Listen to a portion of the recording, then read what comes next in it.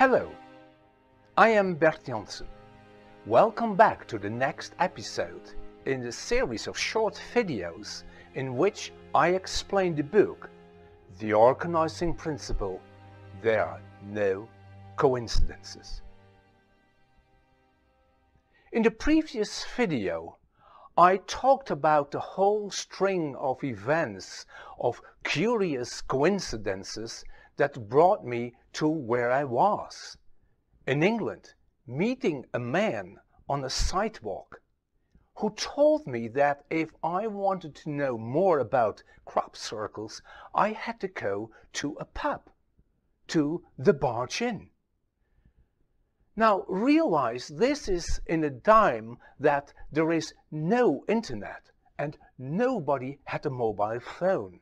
So if you wanted to exchange ideas and information, you had to meet. And the Barge Inn was the perfect place for that. It's there that I learned about the work of John Martineau and Michael Klickmann. And the name of a German man was mentioned, Wolfgang Schindler.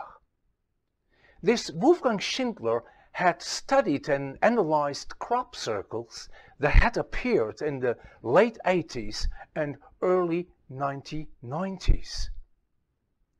Those were simple circles with rings and boxes and connecting pathways.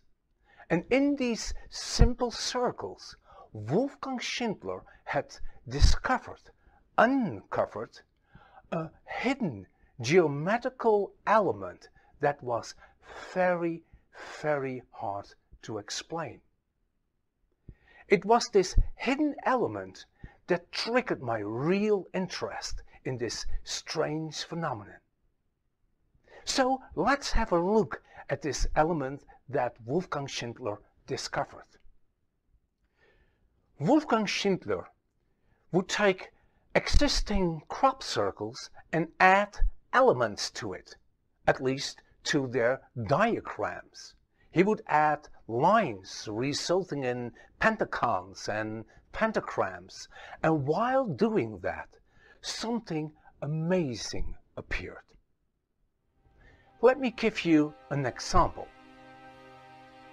This is a diagram of a crop circle found at Chilcombe Down in 1991. You can add a pentagram to the left circle, as you can see in the diagram.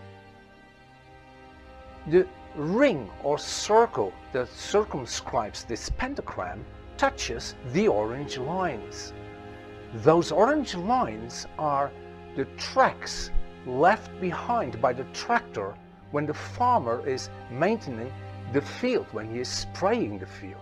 Now realize that these tracks are a human element. So this pentagram is connecting the crop circle to a human element. But the same pentagram also touches the right circle.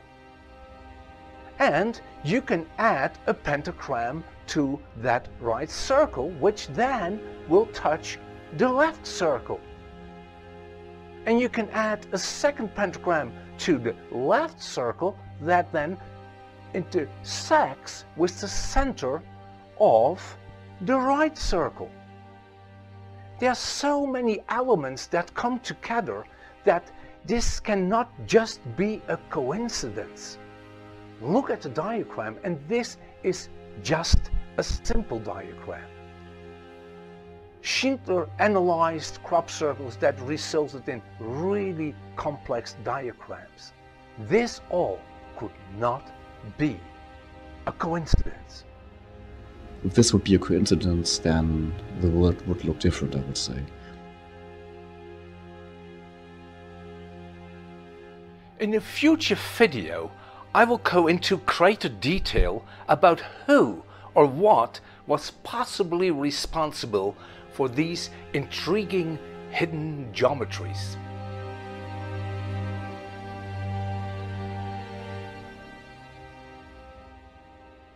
At a later date, I met Alan Brown. Alan Brown had studied the crop circles that had appeared in the early 1980s. They were even older than the ones studied by Wolfgang Schindler. The crop circles Alan Brown studied and analyzed were called quintuplets. They consisted of a central circle with 4 satellite circles around it, very much like the circle I had come across in the Netherlands. Now, while studying these quintuplets, Alan Brown discovered a hidden feature that was perhaps even more amazing than the feature discovered by Wolfgang Schindler. The feature discovered by Alan Brown was connected to squaring the circle.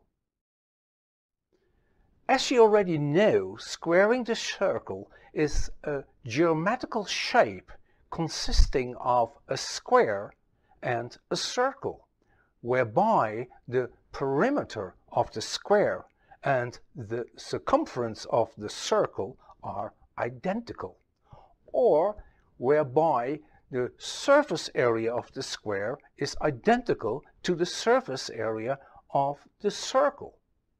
There's actually no difference between these two variations. They are twin brother or twin sister. A fascinating aspect of squaring the circle is you can make it, but you cannot construct it by just using compass and a straight edge.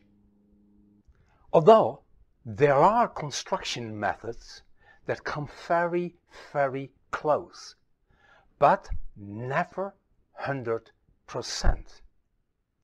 In a later video, I will get back to this fascinating phenomenon of the impossibility to construct squaring the circle and how it is related to Jung's work on synchronicities. But let's go back to Alan Brown. He studied about 50 different quintuplets, and he discovered many different, very precise methods for squaring the circle hiding in these quintuplets. Many of these methods you could not find back in books. How was this possible? Where did it come from? Remember, those quintuplets were from the early 1980s, and that was a time that nobody was making the connection between crop circles and geometry. And it took years and years and years before Alan Brown actually discovered these methods hiding in these quintuplets. Where did it come from? How was this possible? Now, let me give you an example of one of these methods.